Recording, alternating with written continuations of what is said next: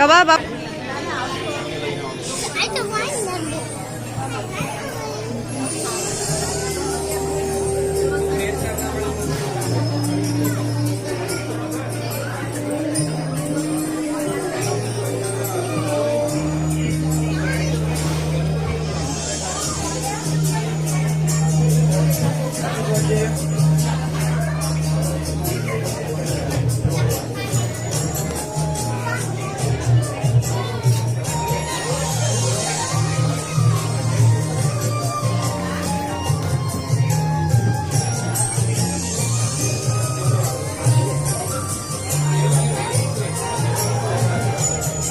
अथ चतुर्थोऽध्यायः। यात्रा तु कृतवान् साधु मंगलायन पूर्विकां ब्राह्मणाय धनं दत्त्वा ददातु नगरं ययौ। सुखजी कहते हैं राजा से बहुत धन प्राप्त हुआ है, वो धन लेकर नौका के पास नदी के तट पर आए हैं और वहां पुण्यवाचन कर ब्राह्मणों को दान दक्षिणा कर अपने नगर को चले। दोपहर का वक्त हुआ, भोजन का समय हुआ, नौका को एक नदी के तट पर लगाकर भोजन करने बैठे। भगवान ने सोचा ला देखो तो सही ये बनिया सुधरा के नहीं। भगवान परीक्षा करने आए। भगवान ने आकर पूछा कि हे साधु तेरी नौका में क्या है? बुरा न मानो बोली है, पर एक कहावत है चमड़ी जाए पर दमड़ी न जाए। अपनी दमड़ी की बड़ी चिंता करते हैं। तो जब ये प्रश्न सुना तो अंदर डर लगने लगा कि मेरा धन चला जाएगा, अभी अभी तो मिला है। तो कहा कि हे साधु हे सन्यासी, आपने तो संसार का त्याग किया है, फिर भी संसार की मोह माया में रस है। चलिए आपने पूछा तो मैं बता दूं, मेरी नौका में बेल और पत्ते। जब ऐसा कठोर वचन सुना भगवान ने कहा तेरा बोला सच हो। और भगवान दूर जाकर एक वृक्ष में बैठे। दूसरी ओर भोजन पूर्ण करके जब नौका में चढ़ने लगे तो देखा कि जो नौका वजन से पानी में आधी डूब रही थी वो एकदम हल्की होकर ऊपर तैरने लगे।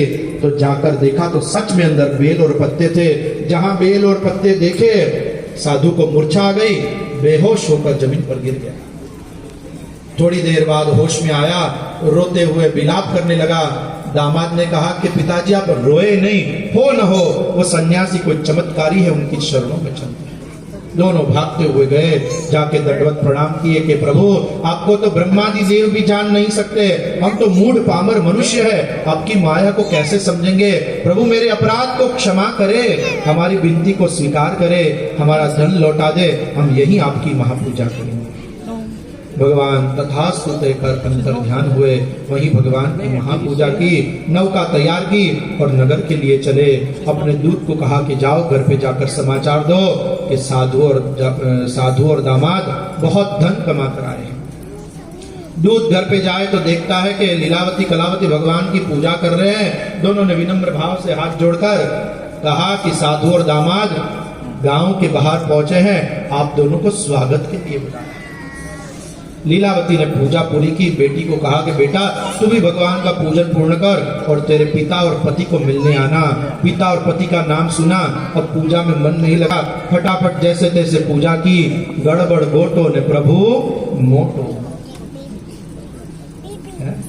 गड़बड़ करके भगवान घर पे वो भागती हुई पिता और पति को मिलने गई, प्रसाद लेना भूल गई। मैंने काफी बार कहा है, अगर कोई बता सके तो प्रसाद शब्द का अर्थ क्या होता है? हाथ ऊपर करना। अच्छा नीलम जी बताइए। पूरा नहीं है। भट्ट जी। प्रभु के साक्षात दर्शन। Very good. प्र यानी प्रभु, सा यानी साक्षात, द यानी दर्शन, प्रसाद। इसलिए प्रसाद का कभी अनादर नहीं करना है। प्रभु के साक्षात दर्शन। अभी थोड़े दिन पहले मैंने एग्जांपल दिया था कि सत्यनारायण भगवान का जो हलवा शीरा होता है उसका टेस्ट सेम व्यक्ति सेम क्वांटिटी सेम रेसिपी से नेक्स्ट डे बनाएगा वो नहीं आएगा, क्योंकि परमात्मा स्वयं उसके अंदर विराजित हो जाते हैं। इसलिए प्रसाद को प्रभु के साक्षात दर्शन कहते हैं। साक्षात यानी लाइव। जो अन्न है अन्नपूर्णा, हाँ वो अन्न के रूप में भगवान साक्षात विराजित होते हैं। वो प्रसाद का अनादर किया। प्रसाद की महिमा समझाने के लिए भगवान ने उसके पति और नौका को अंतर ध्यान अदृश्य कर दिया। अपने पति को न देखकर सती होने का निर्णय किया और तब साधु ने जमीन पर दंडवत प्रणाम करके भगवान से प्रार्थना की, हे प्रभु, हे परमात्मा, मुझसे या मेरे परिवार से कोई अपराध हुआ तो उसे क्षमा करें। उसी समय आकाशवाणी हुई कि हे साधु, तेरी कन्या मेरे प्रसाद का अनादर करके आई है, अगर घर जाकर वो प्रसाद ले तो तेरी नौका और उसके पति वापस हो। आकाशवाणी सुनते ही कलावती दौड़ती घर गई, भगवान की क्षमा मांगी, प्रसाद लिया, आकर देखे तो उसके पति और नौका वापस मिले। आनंद उत्साह का समय है। अब पिताजी को कहती, पिताजी क्यों खोटी कर रहे, चलिए घर चले। उसके बाद साधु ने हर पूर्णिमा और हर संक्रांति को भगवान का पूजन किया। इस लोक में सुख भोग कर अंत में वैकुंठ गया। इति स्कंद पुराणे रेवाखंडे सत्यनारायण कथायां चतुर्थोऽध्यायः। श्री सत्यनारायण भगवान की जय। पंचमो